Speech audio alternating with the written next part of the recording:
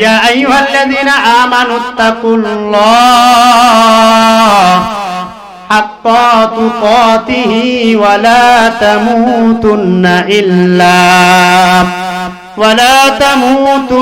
ইল্লা ওয়া আনতুম মুসলিমুন।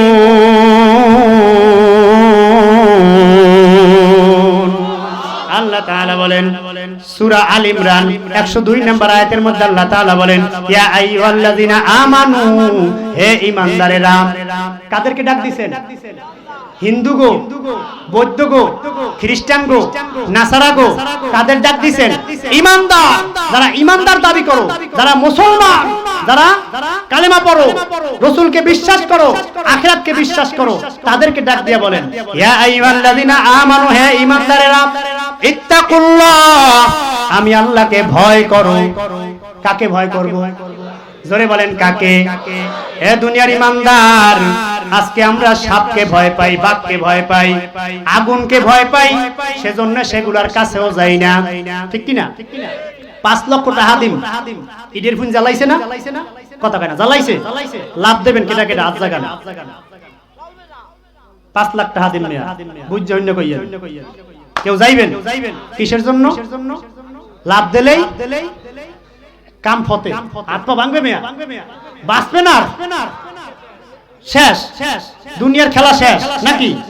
আর বাঁচার কোনো লাইন নাই। ভয় কি? ভালো মতো বোঝেন কি ভয়? জাতি সাহেব গর্তের মধ্যে ঢোকছে, আপনি দেখছেন মাথা বাইরে রিসল পড়তো। 2 লাখ টাকা দিয়ে হাত দেবেন? কে? হাত দিলেই নির্ঘাত মৃত্যু নাকি? ঠিক না? বাঘের খাঁচার মধ্যে ঢুকবেন, 3 লাখ টাকা দিবেন, ঢুকবেন কিসের জন্য? গেলেই কি শেষ, দুনিয়ার খেলা শেষ। ভয়। এ দুনিয়ার ঈমানদার, আগুনে ঝাঁপ দিলা না মৃত্যুর ভয়, সাপের গর্তে হাত দিলা না ভয়, বাঘের খাঁচার মধ্যে ঢুকলো না ভয়। তোমাদের কাছে প্রশ্ন করবার চাই, এই সমস্ত প্রাণীর চাইতে কি আল্লাহর ভয় কম হয়ে গেল? আল্লাহর ভয় কম না? এখানে বইয়া ওখানে গেলে তো রুষ্ঠায় না। নামাজ পড়ছো কয়জনে? আমি যদি বাড়ি চালান দেই 12 আনি বার নামাজ পড়ছি, হলো না হইতে 12 জন হইতে আমারে লইয়া ওই মসজিদে মানুষ তো কতগুলো কয় হুজুর আমরা উম্মিদে পড়ে যাইছি, কত দূর যে পড়ছো হ্যাঁ তো বুঝি। আল্লাহ তাআলা বলেন ইত্তাকুল্লাহ, আমি আল্লাহকে ভয় করো, হাক্কা তুকাতিহি, ভয় করার মতো ভয় করো। কেমন ভয়? হাক্কা তুকাতিহি, ভয় করার মতো ভয় করো। ওয়ালা তামুতুন্না ইল্লা ওয়া আনতুম মুসলিমুন, মুসলমান না হইয়া মরিও না, মুসলমান না হইয়া মৃত্যুবরণ করিও না। এ দুনিয়ার ঈমানদার বলতে পারেন হুজুর বাবাই মুসলমান, দাদাই মুসলমান, দাদার বাপে মুসলমান, হের বাপে মুসলমান, আমিও মুসলমান। ছোটবেলায় একটা সিল লাগাই দিছে মুসলমান, নাম রাখছি কত সুন্দর আব্দুল্লাহ, আব্দুর রহমান, রহিমা খাতুন, খাদিজা, কত সুন্দর মুসলমানের নাম। কিন্তু বেঈমান কাম করো না। মুসলমানি বুয়াদ গরদান নেহাদান, ইনানে খুদ বাদশতি খাজাদান। মুসলমান কাকে বলে রে ভাই? মুসলমান শুধু গোশত খাওয়ার নাম মুসলমান না, মুসলমান শুধু বিরিয়ানি খাওয়ার নাম মুসলমান না, ইয়া মালাইকুম ইয়া নবী সালাম আলাইকা কইয়া খাড়ায়া যাওয়ার নাম মুসলমান না, কইয়া ইল্লাল্লাহ জিকির করার নাম মুসলমান না। মুসলমান হইল যে গর্দান ঝুঁকায়া দেয়, তার নাম মুসলমান। আল্লাহ এবং আল্লাহর রাসূলের কাছে গর্দান ঝুঁকায়া দেয়, তার নাম মুসলমান। একটা ঘোড়ার গলায় লাগাম লাগাইয়া যখন সওয়ারির হাতে ছাড়িয়ে দেয়, তখন ঘোড়ার কোনো ইচ্ছা স্বাধীনতা থাকে? সওয়ারি যদি ডাইনে টান দেয় ঘোড়া বায়ে যায়, কথা কয় না, কই যায়? ডাইনে। সওয়ারি বাম দিকে টান দিলে ঘোড়া সামনে যায় না বামে যায়? সওয়ারি যদি ঢিল দেয় ঘোড়া দৌড় দেয়, সওয়ারি পিছে টান দিলে ঘোড়া দাঁড়ায় যায়। এ দুনিয়ার ঈমানদার, তুমি আর আমি যখন মুখে কালেমার লাগাম লাগাইছি, এখন আর তোমার আমার কোনো ইচ্ছা স্বাধীনতা নাই। কালেমার লাগাম লাগাইয়া আল্লাহ এবং আল্লাহর রাসূলের হাতে ছাড়িয়া দিছি, আল্লাহ যেদিকে টান দেয় সেই দিকে যাওয়া লাগবে, কথা কয় না? এ দুনিয়ার মুসলমান, আল্লাহ আযান দেওয়ার পর টান দেয় মসজিদে যা, কপাল পোড়া তুমি গেলা গাজা লইয়া বাগানে। আল্লাহ ডাক দেয়, হে বান্দা ওই জায়গায় কোরআনের কথা হয়, ওই জায়গায় যা। তুমি কও না মাইয়া পেটে প্যান্ডেল আছে কোন জায়গায়, সেই জায়গায় ল। কথা কয় না। এখানে আর কয়জন, বাইরে আর তুমি 3 গুণ। ভুল কইলাম? অথচ আজকে উচিত ছিল যে মেলা প্রত্যেক দিন মেলে না। কথা কয় না। মেলা প্রত্যেক দিন মেলে না, একদিনই মেলে। আজকে যেহেতু এখানে কোরআনের বাগান মেলছে, আজ দোকান বন্ধ, ব্যবসা আজ করব না, ওখানে যাই হইছে। মুসলমান গরু খাইলেই মুসলমান হওয়া যায় না। কালেমা লাগাইছো মুখে, কালেমার লাগাম লাগাইয়া আল্লাহ এবং আল্লাহর রাসূলের দিকে ছাড়িয়া দিছো, যেই দিকে টান দেয় তুমি সেই দিকে যাও, তবেই তুমি মুসলমান, তবেই তুমি কি মুসলমান। আল্লাহ তাআলা বলেন, ওয়ালা তামুতুন্না ইল্লা ওয়া আনতুম মুসলিমুন। এ দুনিয়ার ইমানদার, মুসলমান না হইয়া মৃত্যুবরণ করিও না। আল্লাহ পাক রব্বুল আলামিন বলেন, ইত্তাকুল্লাহ, আমি আল্লাহকে ভয় করো। এই আয়াত নাযিল হওয়ার পর সাহাবায়ে কেরাম সব পাগল হয়ে গেছে, কান্নাকাটি করে আল্লাহর হাবিবের দরবারে যায়, বলে ইয়া রাসূলুল্লাহ, ইয়া হাবিবাল্লাহ, আমরা যখন আপনার কিনারায় থাকি তখন মনে হয় যেন জান্নাত আমাদের ডান পাশে, জাহান্নাম আমাদের বাম পাশে। আল্লাহর ভয় সব সময় আমাদের অন্তরের মধ্যে থাকে। যখন আপনার থেকে আমরা দূরে চলে যাই তখন আর আল্লাহর স্মরণ অন্তরে থাকে না। আমরা তো মুনাফিক হয়ে গেলাম। আল্লাহর হাবিবের কাছে গিয়ে কান্নাকাটি করে আল্লাহ তাআলা আয়াত নাযিল করে দিলেন, আল্লাহ তাআলা আয়াত নাযিল করে দিলেন, মাস্তাতাতুম, তোমরা সাধ্য অনুযায়ী ভয় করো। কি অনুযায়ী? কি অনুযায়ী? সাধ্য কারে কয়? সাধ্য কারে কয়? উদাহরণ নেন, নৌকায় করিয়া মাছের নৌকা করে নিয়ে আত্মা বাইন্দাম নদীর মাঝখানে ছাড়িয়ে দিতেছে এখন বাস। কথা কয় না। কি করবেন? বাঁচার জন্য চেষ্টা মোটেও করবেন? কথা কয় না। চেষ্টা মোটেও করবেন না? একটু ছাড়াছাড়ি দেবেন না? পাওয়া কয় না। বাঁচার জন্য চেষ্টা মোটেও করবেন? উদাহরণ নেন, সোলারে পুলিশে ধরে মেলা করছে, 5 লাখ টাকা দাও তাই থুইয়ে যাম, নাইলে দিম না, অথচ আমার হাতে নাই 5 টাকা। তখন কেমন করবেন? কেমন চেষ্টা? হেইটাই তো বুঝাই কেমন চেষ্টা। পোলারে পুলিশে লইয়া মেলা করছে, কইছে 5 লক্ষ টাকা দেবা তাই থুইয়ে যাম, আর নাইলে লইয়া যাম, 5 টাকাও হাতে নাই। তখন কি করবেন? চেষ্টা। ভুই বন্ধক দেবেন কোন সময়? মেয়া লইয়া যায়, হে ভুই বন্ধক দেবেন। চুরি করিয়া ডাহাতি করে যাবে লোক টাকা জোগাড় করতে হবে। কথা কোন ঠিক কিনা? কেমন চেষ্টা? হ্যাঁ দুনিয়ার ইমানদার, আজকে তুমি আর আমি বইয়া গায় বিড়ি টানা চেষ্টা করি, হুজুর পারি না নাকি বিড়ি টানি আর ওকুলে ডলি আগে, হুজুর চেষ্টা করি, দোয়া করি জানি আল্লাহ ফিরায়। কথা কয় না? কথা কয় না? হে দুনিয়ার মুসলমান, এইভাবে হইলে হবে না, পাক্কা মুসলমান হওয়া লাগবে। মুসলমান হও। এ দুনিয়ার ইমানদার, আল্লাহ পাক রব্বুল আলামিন বলেন, ওয়ালা তামুতুন্না ইল্লা ওয়া আনতুম মুসলিমুন। খবরদার, মুসলমান না হইয়া কিন্তু মৃত্যুবরণ করিও না। আল্লাহ তাআলা তারপরেই বলেন, ওয়া তাসিমু বিহাবলিল্লাহি জামিআ, তোমরা আমি আল্লাহর রশিকে শক্ত করে ধরো। কি শক্ত করে ধরো? আল্লাহর রশি। কি? আল্লাহর রশিকে শক্ত করিয়া ধরো। এ দুনিয়ার ইমানদার, মুফাসসিরে কেরাম আয়াতের ব্যাখ্যায় বলেন, আল্লাহ তাআলাকে ভয় করো। আল্লাহ তাআলাকে ভয় করার পরে এ দুনিয়ার ইমানদার, আল্লাহ এবং আল্লাহর রাসূলের আনুগত্য করো। আল্লাহ যা বলে, রাসূল যা বলে, আল্লাহ যেই রাস্তা দেখায়, রাসূল যেই রাস্তা দেখায় সেই দিকে হাঁটো। নেতায় যেই দিকে রাস্তা দেখায় সেদিকে যাইও না। কথা কয় না? কথা কয় না? কোন নেতায় কইছে ল আজান দিছে নামাজ পড়ে লই, এরপর মিটিং হইবে? একজনও কইছে? একজনও কইছে 16 বছর পর্যন্ত পাও চাটলেন, 16 বছর পর্যন্ত তাদের পিছনে দৌড়াইলেন, আজান হয়ে গেছে, আপনারা সবাই মুসলমান। এই অঞ্চলে একটাও হিন্দু আছে? কত একটা হিন্দু আছে? স্কুল মাঠে মিটিং হইছে, কলেজ মাঠে মিটিং হইছে, কত জায়গায় মিটিং হইলো, আজান হইলো, নামাজ শেষ হইলো, একবারও কইছে ল নামাজ পড়ে এরপর মিটিং হইবে? কথা কয় না? একবার বলছে? কেমন মুসলমান তুমি? কেমন মুসলমান? হ্যাঁ দুনিয়ার মুসলমান, আল্লাহ তাআলা বলেন ওয়াতাসিমু বিহাবলিল্লাহি জামিআ, আমি আল্লাহর রশিকে শক্ত করে ধরো, ওয়ালা তাফাররাকু, ইসলামকে বাদ দিয়া বিভিন্ন দলে বিভক্ত হইয়া যাইও না। আল্লাহ তাআলা আয়াতের মধ্যে জানায় দেন ইন্নাল্লাযীনা ফাররাকু দীনাহুম ওয়া কানু শিআউ লাস্তা মিনহুম ফি শাই। সূরা আনআম 159 নম্বর আয়াতের মধ্যে আল্লাহ তাআলা বলেন ইন্নাল্লাযীনা ফাররাকু দীনাহুম, নিশ্চয়ই যারা ইসলামকে বাদ দিয়া দিনকে বাদ দিয়া পৃথক হয়ে যায়, ভাগ হয়ে যায়, বিভিন্ন দলে বিভক্ত হয়ে যায়, আল্লাহ তাআলা বলেন ওয়া কানু শিআউ লাস্তা মিনহুম ফি শাইউন, হে নবী তাদের কোনো দায়িত্ব আপনার নাই। কি কয়? যারা ইসলামকে বাদ দিয়া দিনকে বাদ দিয়া বিভিন্ন দলে বিভক্ত হয়ে যায়, ইসলামকে বাদ দিয়া অমুক দল, লাল দল, নীল দল, হলুদ দল, কালা দল, এই দলের মধ্যে দৌড়ায়, হে নবী তাদের দায়িত্ব আপনার না। কে কয়? কথা কয়? কে কইছে? এ দুনিয়ার ইমানদার, কিয়ামতের ময়দানে রাসূলের শাফায়াত ছাড়া কে কে নাজাত পাবা? একটাও সুসংবাদ আছে, কিয়ামতের ময়দানে রাসূলের সুপারিশ ছাড়া নাজাত পাওয়া যাবে? আল্লাহ তাআলা বলেন হে নবী, যারা আপনার দল তুই অন্য দলে গেছে তাদের ব্যাপারে আপনার কোনো দায়িত্ব নাই। রাসূল যদি দায়িত্ব নেয়, কোন নেতা সেদিন দায়িত্ব নেবে? কোন ভাই আছে?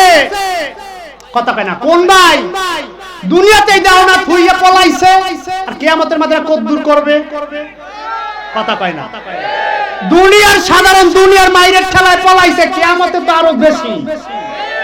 তখন তোমার বিশ্রাইবে? হ্যাঁ বিশ্রাইবে। হ্যাঁ আশায় তাহো কাউয়া পাকলে খাবার দৌ, আশায় থাক, কোশ্চিন কালো হবে। সুতরাং বুঝতে হইনা পারা দিও।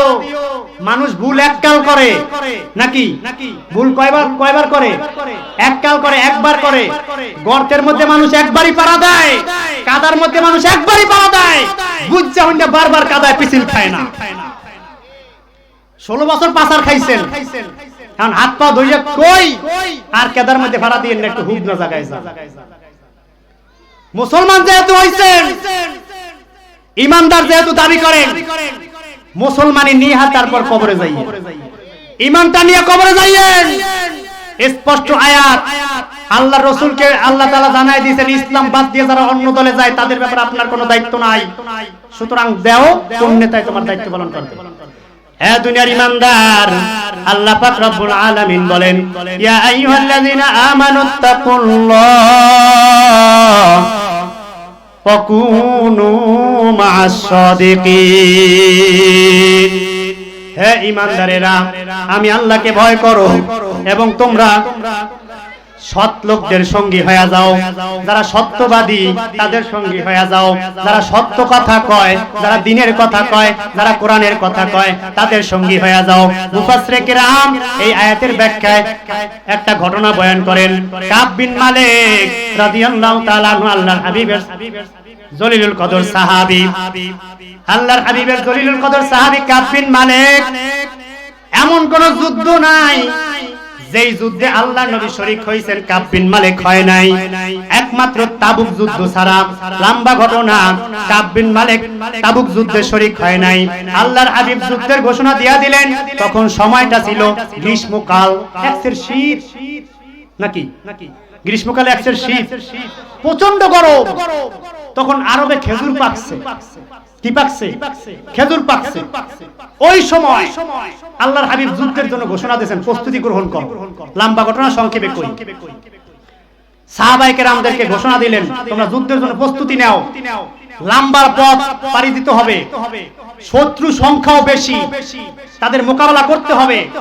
আল্লাহর হাবিব এই যুদ্ধে কোনো তালিকা করেন নাই, কারণ অনেক শত্রু তো, কোনো তালিকা হবে না। যারা পারো সবাই চলো। কিন্তু মুনাফিক যারা আছে, যারা যুদ্ধে যাইতে ইচ্ছা করে না, যারা পিছনে আসে না, কত আসে না, একা দেয়, আসি তো আফগান আসে না, একা দেয়, আরে আফগান আমি তো আসি, এই কেদা তার হারাকায় তাও একটা সুযোগ পাইছে, তো লিস্ট হইবে না, তাতে আমার পায়ে কেদা। লম্বা ঘটনা। আল্লাহর হাবিব যুদ্ধের জন্য রওনা হয়ে গেলেন সাহাবায়ে কেরামদেরকে নিয়ে। কাব বিন মালিক তিনি যুদ্ধে যান নাই, তার কোনো উল্লেখযোগ্য কোনো আপনার ওজরও ছিল না, তিনি যুদ্ধের জন্য যায় নাই। কাব বিন মালিক বলেন আল্লাহর হাবিব যুদ্ধে চলে গেছেন, আমি তখন মদিনায় ঘুরিয়া দেখি আমি একমাত্র স্বয়ং সম্বল, আমি একমাত্র উপযুক্ত ব্যক্তি যে কিনা যুদ্ধের ময়দানে যাই নাই। এছাড়া যত মানুষ এই মদিনার জমিনে আছে তারা সবাই হইছে মুনাফিক, আর যারা যুদ্ধে যাইতে না পারবে মাজুর, এরা ছাড়া মদিনায় আর একজনও নাই, আমি একলা আছি। এদিক দিয়ে আল্লাহর হাবিব যদি কখনো কোন সফরে যাইতেন বা কোন যুদ্ধের ময়দানে যাইতেন, সেখানে আমি কাব বিন মালিককে একবারও তালাশ করেন নাই। কিন্তু ঘটনাক্রমে এই তাবুক যুদ্ধে গিয়া আল্লাহর হাবিব সাহাবায়ে কেরামদেরকে ডাক দিয়া বলে, এ সাহাবাইরা রে, কাব বিন মালিক কই, তারে তো দেখি না। তার কি হইল, তার সে কই? বনু সালামা গোত্রের একজন ডাক দিয়া বলে, ইয়া রাসূলুল্লাহ, ইয়া হাবিবাল্লাহ, আমার ইস্তারি ভাঙ্গা যাইবে এই জন্য আহে নাই। আমার ভাষায় কইলাম আর কি, সে উন্নত মানের জামা কাপড় পরে, জামায় ময়লা লাগবে সেজন্য আহে নাই। তখন মুয়াজ ইবনে জাবাল ডাক দিয়া বলে, ভাই তুমি তো মন্দ কথা বললা। ইয়া রাসূলুল্লাহ, ইয়া হাবিবাল্লাহ, আমার জানা মতে কাব বিন মালিক কখনো অন্যায় কাজ করে নাই। আল্লাহর হাবিব চুপ হয়ে গেলেন। লম্বা ঘটনা, আল্লাহর হাবিব যখন মদিনা থেকে ফিরে আসতেছিলেন, মদিনায় ফিরে আসতেন যুদ্ধ করে, কাব বিন মালিক জানতে পারলেন আল্লাহর হাবিব প্রত্যাবর্তন করতেছেন। কাব বিন মালিক এইবার তিনি কল্পনা করতেছেন, হায় হায়, আমি তো যুদ্ধের ময়দানে যাই নাই। আসিয়া তো আল্লাহর হাবিব জিজ্ঞেস করবে, কাব বিন মালিক কেন যুদ্ধের ময়দানে যাও নাই? তখন কি অজুহাত দেব, কি বলবো? সেই জন্য সে কল্পনা করে কি বলা যায়। প্রয়োজনে বন্ধুদের কাছ থেকে একটু সহযোগিতা লো, মনে দোস্ত তুই একটু কইস মারদারে, মুই তোর লগে আল্লাহ ওদের কাছে গুলো বিরিটান গাজা ডলতে মাই ফোন দে, তুই কই? কই আসি মাগিয়া দি রাস্তায় ওদের ওগুলো জঙ্গলের মধ্যে। মাইয়া লেগে গেছে বাড়াজোর পার্কে ঘুরতে। কেমন মা চিন্তা করেন, কেমন মা? মাইয়া সন্ধ্যাকাল আইছে, কই তুই কই গেলি? কই গেলাম ওই অমুক বান্ধবীর বাড়িতে। কই তুমি ফোন দাও আল্লাহ কথা কও। হে বান্ধবী কয়, হয় আন্টি আমাদের বাসায় আসছিল। ওদের গেছে কোন পার্কে সামলার লগে। চিন্তা করছেন? কাব বিন মালিক বলে একটা অজুহাত ধরাই দিমু অনেক। পরক্ষণে যখন শুনতে পারলেন আল্লাহর হাবিব মদিনার মধ্যে ঢুকতেছেন, তখন তার সব কল্পনা দূর হয়ে গেছে। তিনি বুঝতে পারলেন কোন মিথ্যা অজুহাত আমাকে বাঁচাইতে পারবে না। মিথ্যা অজুহাত বাঁচাইতে রে আল্লাহর হাবিব বলেন, আসিদুকু ইউজি ওয়াল কিযবু ইহলিক, সত্য মুক্তি দেয়, মিথ্যা ধ্বংস করে দেয়। যত কাল মিথ্যা কথা বলছো, বাংলার জমিন যত মিথ্যা কথা কয়ে চালাইছো, আজ সেই মিথ্যা তোমাদেরকে বাংলা ছাড়া করছে, ঠিক কিনা? সুতরাং মিথ্যা কখনো মুক্তি দেয় না, মিথ্যা ধ্বংস করে। হে দুনিয়ার ইমানদার, কাব বিন মালিক এইবার চিন্তা করলেন যে সত্য ছাড়া উপায় নাই। আল্লাহর হাবিব আসলেন মদিনার ভিতরে, তিনি মসজিদে নববীতে বসছেন। লম্বা ঘটনা, আল্লাহর হাবিব সাল্লাল্লাহু আলাইহি সাল্লাম মসজিদে নববীতে বসছেন। সাহাবায়ে কেরাম যারা যুদ্ধে যায় নাই, তারা গিয়ে আল্লাহর হাবিবের কাছে বানায়া মিথ্যা অজুহাত পেশ করলেন। লম্বা ঘটনা, আল্লাহর হাবিব সেটাকে বিশ্বাস করলেন, তাদেরকে তওবা করাইলেন এবং ডাক দিয়া বললেন, এ সাহাবীরা রে, যদি তোমাদের কথা সত্য হয় তাহলে তোমরা মাফ, আর যদি মিথ্যা কিছু থাকে, তোমাদের অন্তরে যদি কোনো কিছু গোপন করো, তার বিচার আল্লাহ করবে। এ দুনিয়ার মুসলমান, কাব বিন মালিক তখন যায় আল্লাহর হাবিবের কাছে হাজির হইলেন। আল্লাহর হাবিব তাকে দেখিয়া চেহারাটা ঘুরায় নিলেন। আল্লাহর হাবিবকে ডাক দিয়া বলেন, ইয়া রাসূলুল্লাহ, ইয়া হাবিবাল্লাহ, আল্লাহর কসম, আমি কাব বিন মালিক মুনাফিক হই নাই। আমি কাব বিন মালিক, আমি ইসলামে কোনো পরিবর্তন আনি নাই, আমার ঈমানে কোনো পরিবর্তন আসে নাই। আল্লাহর হাবিব কয়, তাই তুমি কিসের জন্য জিহাদের ময়দানে গেলা না? তুমি কি স্বাবলম্বী ছিলে না? তোমার কি বাহন ছিল না? আল্লাহর হাবিবকে ডাক দিয়া বলে, ইয়া রাসূলুল্লাহ, ইয়া হাবিবাল্লাহ, আমার জিহাদের যাওয়ার জন্য সমস্ত কিছুই ছিল, কিন্তু যাই বলিয়া আর যাওয়া হয় নাই। আল্লাহর হাবিব বলেন, এ সাহাবীরা, কাব বিন মালিক সত্য কথা বলতেছে। তখন বলেন তুমি চলে যাও, দেখি আল্লাহ তাআলা তোমার ব্যাপারে কি সিদ্ধান্ত গ্রহণ করেন। লম্বা ঘটনা। তখন কাব বিন মালিক সেখান থেকে চলে গেল। বাইরে যাওয়ার পরে বন্ধুরা কয়, বেডা তুই এরকম ব্যাক লইছো, জীবনে আকাম করো না, জীবনে কোনো ফল তোর নাই, তুই আর কিরফানে সত্য কথা কইতে গেল, ঘুরে ফিরে একটা কথা কইলি তো তুই বেঁচে যাইতি, তো দরকার আছে। এজন্য তাকে বিভিন্ন কায়দায় কথা বলছিল। যাই হোক, তখন বন্ধুদের কাছে জিজ্ঞাসা, আমার মতো আর কেউ আছে যে সত্য কথা কইছে? কয় হ্যাঁ আছে, আর দুইজন। এক হচ্ছে মুরারা বিন রবি, আর একজন হচ্ছে আপনার হেলাল বিন উমাইয়া। তখন এই দুইজন কিসের জন্য যায় নাই?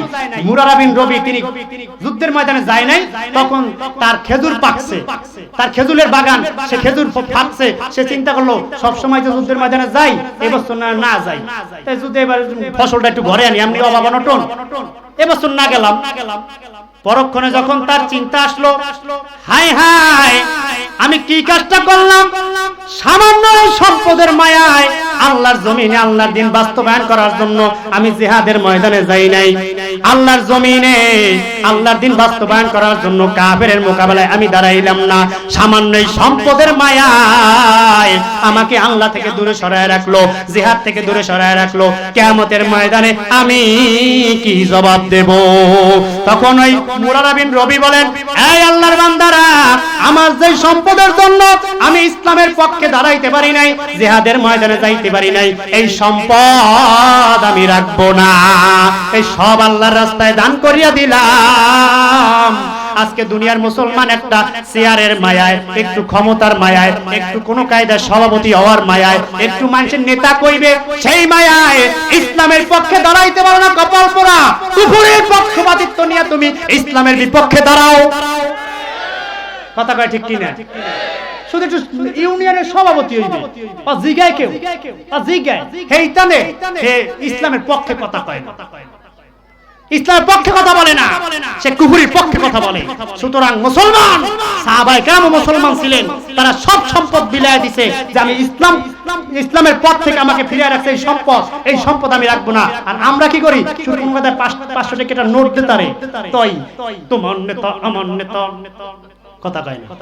সুর একটা নোটের কোন কায়দা কোনা দেখাইতারে বলে এই আছে, ফেলেই সব। সুতরাং আসুন, আর কত চলবে? অনেক চুপ থাকছি। সুতরাং আগামীর বাংলাদেশ হবে আলেম ওলামার বাংলাদেশ। রাজি আছি ইনশাআল্লাহ? দ্বিতীয়বার কোন স্বৈরাচার বাংলার জমিনের ঠাই আমরা দেব না। ওলামায়ে কেরাম এক হচ্ছেন। বরিশাল বিভাগীয় মহাসম্মেলনে আল্লামা মামুনুল হক পিসা হুজুর চরমনাই তারা ঘোষণা দিয়েছেন, আমরা হাতে হাত রাখছি, আপনারা প্রস্তুত হন। সুতরাং বাংলার মুসলমান, তোমাদের কাছে প্রশ্ন রাখিয়ে গেলাম, ইসলামের পক্ষে দাঁড়াইবে নাকি বেঈমানের পক্ষে? আলেম ওলামার পক্ষে থাকবে নাকি নাস্তিকের পক্ষে? সাউন্ড কমে গেছে, হেলে তো আর পথ পাইবে না। ওই সামনে কয়জন কয়, পিছনে কয় না। আল্লাহ আমাদের সবাইকে বুঝার তৌফিক দান করুন, ইসলামের পক্ষে কাজ করার তৌফিক দান করুন, আলেম ওলামার পক্ষে কাজ করার তৌফিক দান করুন। বাংলার জমিনে ইসলাম প্রতিষ্ঠা করার জন্য আপনাকে আমাকে আল্লাহ তাআলা একজন মর্দে মুজাহিদ হিসেবে কবুল করুন। আমিন। ওয়া আখির দাওয়ানা আলহামদুলিল্লাহ।